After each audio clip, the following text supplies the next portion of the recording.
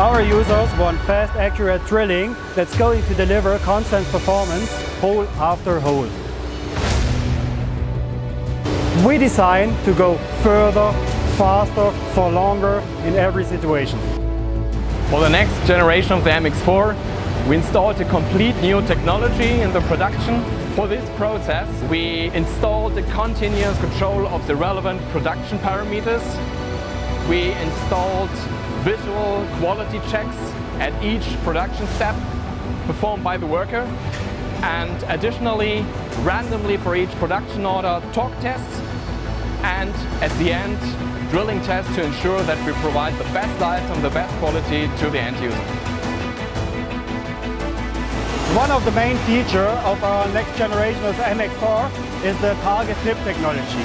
Target tip technology means it has a unique head design. The sharper angle ensures a spot-on, accurate drilling. So no slipping on the surface while starting your drilling progress. Moreover, when you're hitting rebar, the sharper angle ensures a faster drilling process on the rebar. And as you might know, rebar is the main frustration of our end customers.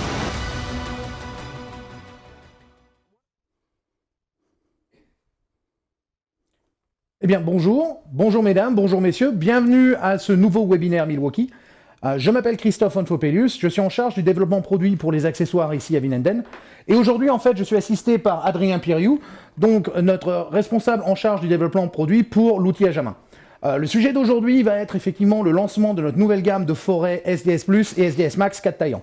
Bonjour Adrien. Bonjour Christophe. Alors première question, MX4, MX4, qu'est-ce que ça veut dire ? Alors en fait, il y a une définition qui est assez simple, c'est une marque. MX4, c'est la marque que nous utilisons chez Milwaukee pour décrire nos forêts SDS Plus et SDS Max 4 taillants. Alors le M veut tout simplement faire référence à Milwaukee, le X fait référence à la croix que forment les 4 taillants, et bien sûr 4 pour le nombre de taillants principaux. Quelle est la plus grande frustration des utilisateurs de forêts SDS Plus actuellement ? Alors en fait, il y en a plusieurs. On s'est rendu compte en travaillant avec les utilisateurs, en allant voir comment ils travaillent sur les chantiers, qu'on va retrouver trois types principaux de frustration. Le premier, c'est une frustration qui est liée à la perte de la tête carbure dans le trou quand on est en train de percer dans le béton. Ça peut arriver effectivement quand on va travailler dans un fer, qu'on va se retrouver de côté, pas forcément percer plein fer. Ça va générer beaucoup de chaleur et souvent il peut arriver qu'on ait la tête carbure qui reste dans le trou. À ce moment-là, repercer derrière peut être très compliqué parce que tout simplement, on va percer dans du carbure, ce qui est quasiment impossible. Et prenez l'exemple par exemple d'une rambarde sur un balcon. La position des trous est prédéfinie par la rambarde elle-même. À partir du moment où on ne peut plus percer, on a un gros problème. On est obligé effectivement de tout redéplacer pour pouvoir réinstaller. La deuxième frustration qu'on va retrouver, qui est assez courante aussi, c'est la casse du foran lui-même, soit au niveau de l'hélice, soit au niveau de la réception. Et cette casse, en fait, elle est plutôt liée à une position lors du perçage, sont non pas réellement alignés avec le perforateur et le foret, tout simplement parce que on est dans une position très difficile d'accès, on va percer à l'angle d'un mur, ou alors effectivement il y a déjà des tuyaux, on va installer un passage de câble, on n'a pas forcément la capacité d'être en ligne, et là on va tordre ou casser le foret.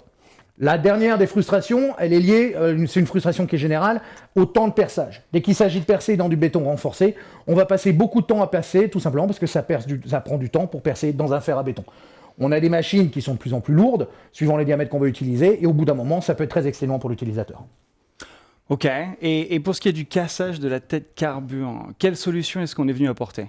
Alors en fait, on a plus d'une solution. Parce qu'on s'est rendu compte, en discutant avec les utilisateurs, que les applications varient en fonction des diamètres du foret, et notamment les profondeurs de perçage. Donc pour les petits diamètres, on est généralement sur une petite profondeur de perçage. Là, la frustration au niveau de la durabilité est en fait plus une frustration en termes d'usure. Donc nous avons décidé de partir pour une pastille carbure complète, pour les forêts jusqu'à 10 mm. Cette pastille complète est soudée directement au corps du foret, et il y a deux avantages. Elle assure un perçage très rapide, mais aussi, comme il y a beaucoup plus de matière, beaucoup plus de carbure, elle a une plus grande longévité en termes d'usure, en termes de résistance à l'usure lors du perçage.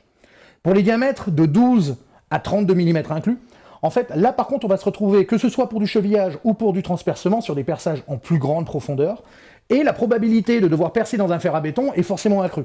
À partir de ce moment-là, si jamais on avait une pastille carbure complète, on risquait d'avoir des problèmes au niveau de la soudure et la perte de la pastille.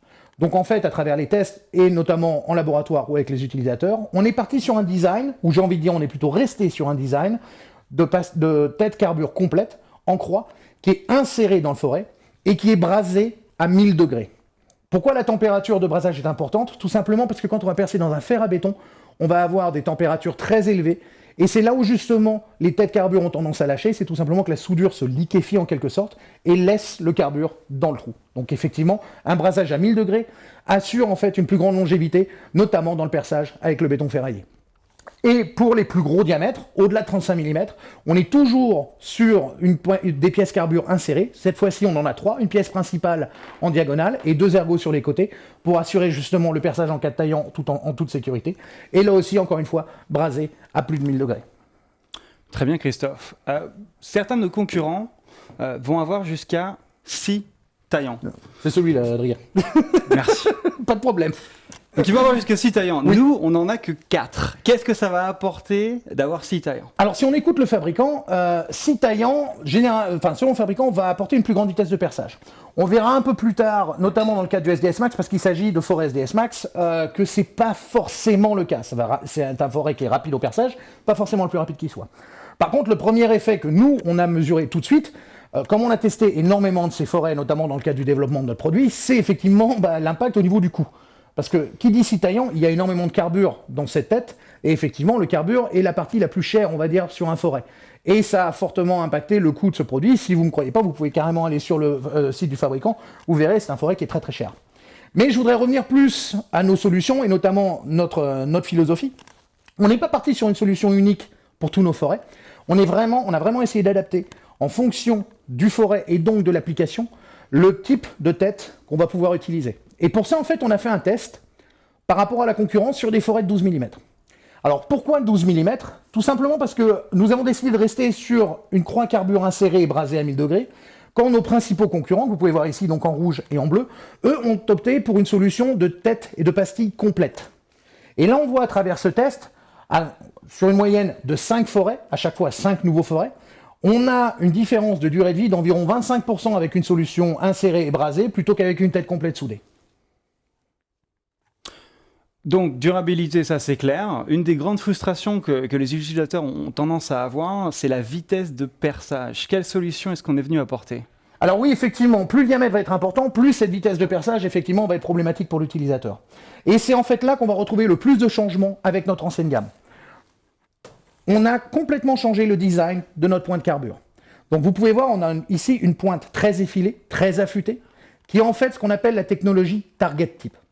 Cette technologie Target Tip va avoir un gros avantage en termes de précision. Dès que vous allez poser le forêt sur la surface, même la plus dure, même la plus lisse, vous allez percer exactement là où le forêt est en contact de la matière.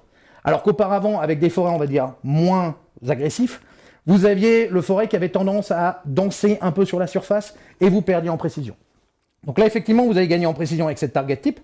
Et effectivement, on a aussi des taillants beaucoup plus agressifs qui vont permettre d'attaquer effectivement les fers à béton beaucoup plus rapidement et de faciliter le perçage dans les fers à béton. À ce sujet, on a un test qui a été fait avec des forêts SDS Plus en 12 mm. Donc vous allez voir sur la vidéo à l'instant. Donc sur la gauche, vous allez retrouver le perforateur Milwaukee avec un forêt Milwaukee. Et sur la droite, vous allez avoir effectivement avec le même perforateur Milwaukee deux forêts de la concurrence. On perce un béton C35 renforcé avec des tire-fonds pour simuler justement les fers à béton. Et on s'aperçoit qu'effectivement, en termes de vitesse de perçage, sur un diamètre de 12 mm, on a déjà un avantage qui est visible. Milwaukee va percer assez rapidement, vous allez voir, ça va durer à peu près 19 secondes pour pouvoir percer ce renfort, quand effectivement la concurrence va mettre beaucoup plus de temps. Le premier concurrent va finir quasiment au bout de 27 secondes, et pour le dernier concurrent, ça va prendre plus de 30 secondes. Si on regarde en moyenne, on parle de plus de 12 secondes d'écart. Alors 12 secondes, vous allez me dire, ok, c'est rien. Effectivement, si on a 5 trous à percer dans la journée, ça ne fait pas une grosse différence. Maintenant, dans le cadre d'un perçage SDS+, ou de chevillage, par exemple un électricien qui a des passages de câbles à faire, ou par exemple pour de l'aération ou des choses comme ça, on a beaucoup de perçages à faire, jusqu'à 100 trous dans la journée. Et là, par contre, le gain, il se mesure en minutes, une vingtaine, une trentaine de minutes. 30 minutes, c'est déjà énorme sur une journée de travail. L'autre avantage pour l'utilisateur, c'est qu'il va être exposé beaucoup moins aux vibrations. Et aujourd'hui, l'exposition aux vibrations, quand vous percez avec un perforateur, peut être handicapante dans le futur. Alors là, on parle au bout de plusieurs années, au niveau du coude et au niveau de l'épaule. Alors qu'effectivement, quand on peut accélérer les vitesses de perçage, justement, réduire le temps de travail, ça permet d'avoir une meilleure protection contre les vibrations. J'ai aussi ici une vidéo que je voudrais vous montrer pour vous montrer l'avantage en général d'un forêt 4 taillant quand il s'agit de percer dans un fer. Donc en fait, la vidéo va vous montrer très rapidement à quelle vitesse on peut percer sans à-coups. On ne risque pas de bloquer le forêt. On est sur un perçage très propre, très facile, très souple, j'ai envie de dire, et qui permet effectivement à l'utilisateur de travailler en toute sécurité. Le perforateur ne risque pas de débrayer, on n'a pas besoin de le retenir, on ne va pas se reprendre des à-coups dans les épaules si jamais on a bloqué le forêt. Alors, la pointe, la tête du forêt, ça on a bien compris. Ce qui va être du forêt en lui-même, et ça arrive des fois qu'ils viennent se casser. C'est quoi notre solution? Oui, alors effectivement, là j'ai par exemple un exemple d'un forêt qui s'est retrouvé effectivement cassé au niveau de l'hélice. Ça arrive quand on doit percer dans des endroits difficiles d'accès, quand on n'a pas forcément la distance pour avoir le perforateur et le forêt bien alignés avec le trou là où on doit percer. On doit effectivement jouer, avoir un peu de contrainte sur le forêt, le tordre, essayer de s'installer comme on peut effectivement pour pouvoir percer. Et en général, on va appliquer donc des torsions sur le forêt. Et ces torsions ont tendance soit à le tordre, soit directement des fois à le casser. Alors ça, la solution en fait vient principalement de la matière qui est utilisée pour fabriquer le forêt. Cette matière, chaque fabricant a sa petite recette, son petit cocktail. Nous, comme les autres, on a effectivement un cocktail qui est propre, j'ai envie de dire, propre à Milwaukee, et c'est un cocktail qu'en fait où on va mélanger effectivement pour notre alliage en acier, donc du fer. On a forcément du chrome, alors là c'est pour la résistance à la corrosion, mais on a aussi un alliage de nickel et de molybdène.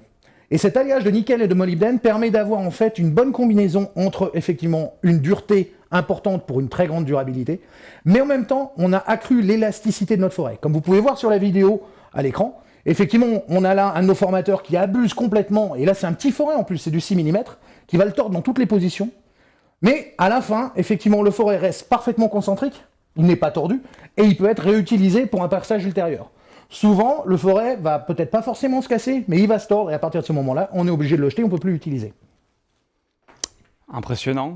Pour ce qui est de SDS Max, est-ce qu'on va aller retrouver les mêmes caractéristiques? Alors oui, effectivement, on a les mêmes caractéristiques sur nos forêts SDS Max, que ce soit au niveau du design, effectivement, de la croix carbure. Alors là, forcément, on est sur de l'inséré, on est sur des gros diamètres, on est sur de la grosse profondeur. On a aussi le même alliage pour le corps du forêt. La différence qu'on va retrouver au niveau du SDS Max, c'est qu'on a essayé de maximiser au plus les vitesses de perçage. Comment on a retravaillé en fait les forêts à ce niveau-là? Premièrement, on a gardé en fait par rapport à l'ancienne génération cette hélice très large, cette hélice double qui permet une grande évacuation des débris.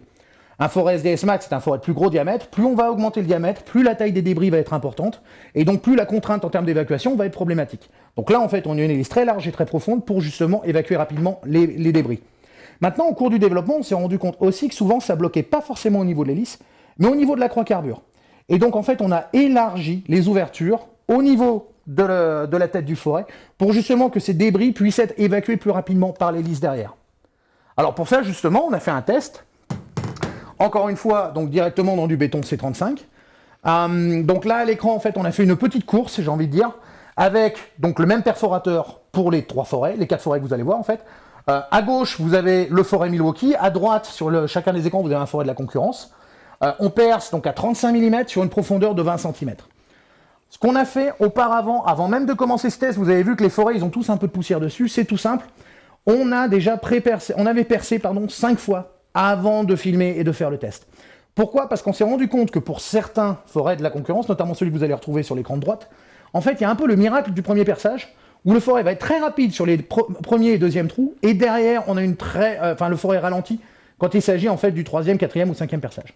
Donc pour vraiment symboliser, on va dire, à travers l'usure et l'utilisage quotidien du forêt, les vitesses de perçage, on avait déjà percé 5 trous avant. Milwaukee a percé en premier, a fini au bout d'1 minute 20. Le deuxième concurrent, donc là, c'était le fameux citoyen dont on parlait, qui est très rapide. Effectivement, pour nous, c'était le challenge d'arriver à battre ce forêt-là, qui est un forêt de bonne qualité et très rapide. On est effectivement plus rapide, il met 1 minute 40 pour percer. Le dernier, effectivement, va mettre encore plus de temps. Ça dure encore, effectivement. Alors là, il va bientôt arriver, normalement. Voilà, 2 minutes 15. Waouh. Ouais, donc là, effectivement, c'est 1 minute d'écart. 1 minute, vous allez me dire, pareil, si on a 5 trous à percer dans la journée, c'est quoi? C'est une pause cigarette. Maintenant, dépend suivant les chantiers, encore une fois, des fois, on a plus d'une centaine de trous à percer. Et là, la différence va se mesurer. C'est plutôt 1 heure, 1 heure et demie qu'on va gagner. Et encore une fois, encore moins d'exposition aux vibrations. Wow. Ah mais bon, revenons sur ce test. Hein. Comment est-ce qu'on arrive à avoir de telles différences? Alors, c'est principalement lié à ces ouvertures. Si on regarde effectivement les forêts de la concurrence et le nôtre, on va retrouver cette hélice double, très large, très profonde pour évacuer les débris. J'ai ici le forêt donc, de la concurrence avec scie taillant. Alors l'avantage des scies taillants, c'est qu'effectivement, ça va générer des débris de taille inférieure. Ils vont être plus petits. Par contre, le problème quand on a scie taillant, c'est qu'effectivement, on a moins de place pour les ouvertures et du coup, ils ont réduit la taille des ouvertures. Donc en fait, le problème n'est pas forcément résolu à 100%. On a certes des taillants plus petits, mais on a aussi des ouvertures plus petites pour les évacuer. Nous, sur le nôtre, on voit effectivement des ouvertures très larges. C'est effectivement à ce niveau-là qu'on va gagner. Et si on regarde, on va dire, le forêt avec le fameux miracle du premier perçage, là, c'est un forêt au design 4 taillants, très proche du nôtre. Par contre, au niveau des ouvertures, les ouvertures sont beaucoup moins profondes. Et la différence va se faire au niveau de l'évacuation des débris à travers ces ouvertures-là. Le reste de l'hélice est très proche et très similaire de la nôtre. Mais l'autre avantage, en fait, à travers ces évacuations de poussière, n'est pas uniquement un avantage en termes de vitesse de perçage. On va retrouver aussi un énorme avantage en termes d'autonomie. On s'est rendu compte à travers les tests que ce qui va utiliser le plus d'énergie sur une batterie va être pas forcément le perçage et l'impact en lui-même, mais l'évacuation des poussières. C'est là où on va avoir besoin du couple généré par le moteur du perforateur, et c'est là où on va tirer beaucoup plus de courant d'une batterie. Et afin de maximiser l'autonomie des outils à batterie, alors vous allez me dire SDS Max, effectivement il y a beaucoup de filaires, on retrouve de plus en plus d'outils sans fil, SDS Max sur le marché, et effectivement l'évacuation des poussières va permettre de maximiser l'autonomie qu'on va avoir avec une batterie. Est-ce que tu as oublié de mentionner quelque chose? Oui, effectivement, il y a un petit truc en plus qu'on va retrouver sur nos forêts. Tous nos forêts. Alors la première chose, en fait, c'est des logos qui sont gravés à côté de la réception du forêt. Et vous allez retrouver le logo de gauche. Alors le logo de gauche, en fait, est un symbole qui représente une certification. La certification PGM. Alors c'est une certification qui est définie par les fabricants de chevilles, que ce soit Fischer ou que ce soit Würth par exemple, pour tout ce qui est cheville mécanique ou seulement chimique, et qui garantit à l'utilisateur qu'un trou percé avec un forêt PGM rentre dans les critères de tolérance suffisants pour avoir la tenue maximale de la cheville. Donc un forêt PGM va garantir la meilleure tenue possible de votre cheville. Le numéro 35, en fait, c'est un numéro qui est lié à la production et à l'usine. Le numéro 35 garantit que ce soit un design qui est propre uniquement à Milwaukee. Ce design est unique pour nous-mêmes. La dernière chose, et ça vous allez le retrouver en dessous de ces deux logos, c'est le fameux Made in Germany. En fait, nos forêts sont fabriquées quasiment à 1h30 de route d'ici. Ils sont juste à côté du lac de Constance. Ils sont encore un peu plus agréables en termes de localité. Sympa. Très sympa. Et effectivement, c'est là que nous avons l'usine qui va fabriquer tous nos forêts. Vous allez, je vais vous montrer en fait une petite vidéo qui va vous montrer les processus assez rapidement. Donc tout est automatisé. On travaille donc, que ce soit la fabrication de la réception, l'usinage de l'hélice, l'assemblage des pastilles carbure, tout va se retrouver automatisé. Alors on ne va pas vous montrer la soudure parce que par contre ça c'est un secret de fabrication. Mais aussi ce qui est important à voir, c'est qu'on a un check régulier à chaque aspect de la production du produit de la concentricité du forêt, pour être sûr que le forêt soit parfaitement concentrique. Donc on va tester tous nos forêts. Tous les forêts. Tous les forêts au niveau de la concentricité. Et après, à chaque, on va dire, batch de production, on va faire un test aléatoire. On va prendre des forêts qui ont été produits et on va leur faire un test complet en termes de vitesse de perçage et de durabilité pour être sûr que la qualité justement soit constante dans la production. Super. Quand est-ce que cette nouvelle gamme MX4, MX4 sera disponible? Alors, en fait, on a un processus de lancement qui est relativement simple et un peu compliqué.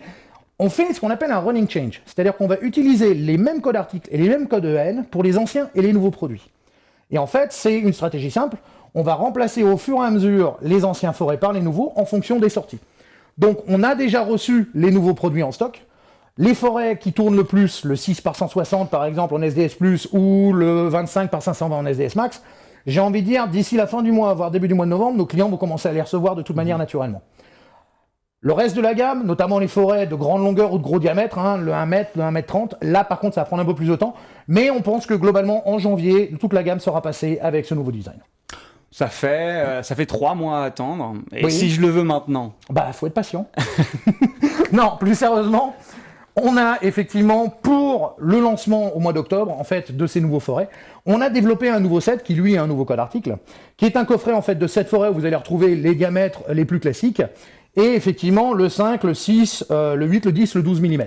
Et ils vont être tous en coffret de 7, vous allez l'avoir soit en individuel, soit effectivement en présentoir de comptoir, donc de 6 coffrets, pour présenter au niveau de la caisse, par exemple. Super. Bon, c'est parfait, je te remercie pour toutes ces informations. Merci. Je vois qu'on a des questions en fait, déjà. Alors, j'aime bien celle-là. Est-ce que les forêts métabos sont également fabriquées chez Milwaukee? Et si oui, sont-ils les mêmes? Alors oui, nous fabriquons effectivement pour Metabo. On a une usine, on est le deuxième fabricant mondial de forêts carbure. Donc effectivement, on ne fabrique pas uniquement pour nous, mais aussi pour des concurrents. Par contre, non, ce ne seront pas les mêmes. Le design que on vient de vous montrer aujourd'hui est un design qui est exclusif pour Milwaukee. Est-ce qu'il y a d'autres questions?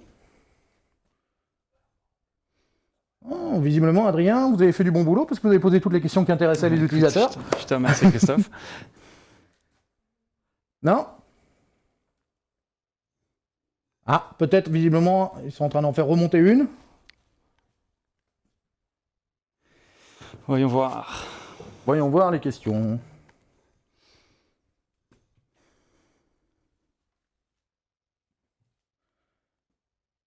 Est-ce que les forêts ont une indication d'usure? Ah, intéressant ça. Alors, oui, vous allez la retrouver au niveau de la tête carbure. C'est une petite indication, un petit trait sur le côté, effectivement, que vous allez retrouver sur nos forêts. Alors, attendez, je vois aussi. Un concurrent met en avant la connexion SDS Plus forgée à froid.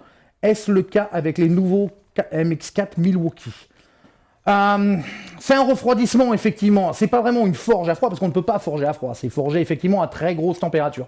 Par contre, effectivement, ce qu'on va avoir, c'est un refroidissement très rapide pour assurer la plus grande durabilité. Donc oui, c'est assez similaire. Je ne connais pas forcément en détail le système utilisé par le concurrent, mais tout le monde a un refroidissement très rapide. J'ai envie de dire, c'est un peu général sur le marché. On ne va pas forcément faire de grosses différences avec la concurrence là-dessus.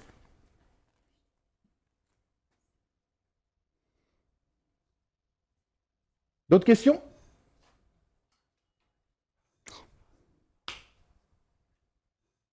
Bon. Ah, on me dit qu'il y en a une autre qui va arriver, effectivement.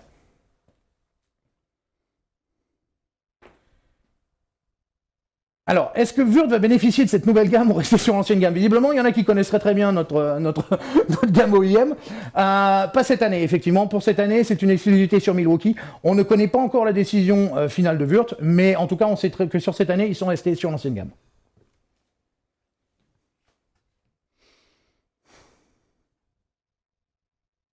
Alors, le nouveau set de MX4 est disponible. En fait, il est en stock. Donc, Norman, effectivement, vous pouvez déjà passer commande. Pour le code article, je vous demande effectivement d'avoir le... Pardon, il y a plein de questions qui arrivent. Je vous conseille de prendre contact en fait avec vos commerciaux qui ont tous les codes, effectivement, et les tarifs locaux. Alors, de 34 CR, nickel, molybdène 6, en fait, c'est la composition chimique de nos forêts et du corps de nos forêts. Donc, c'est uniquement ça. Donc, c'est en fonction des atomes, effectivement, mais du chrome, nickel, molybdène, effectivement.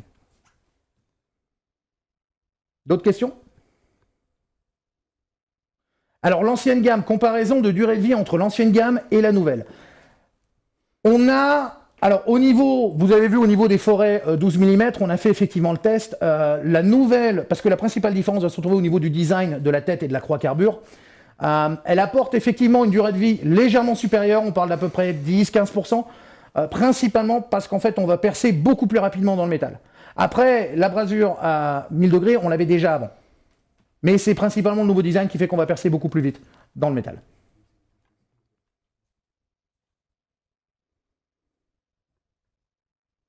D'autres questions? Non? Je crois que c'est bon. Je crois que c'est bon. Écoutez, je vous remercie beaucoup. Bon week-end. Hein. Profitez bien du temps qui vous reste avant le couvre-feu. Désolé, c'est facile. Tu es méchant là. Il fallait que je la passe. En tout cas, et écoutez, à bientôt. Et merci beaucoup pour votre attention. Au revoir. Au revoir.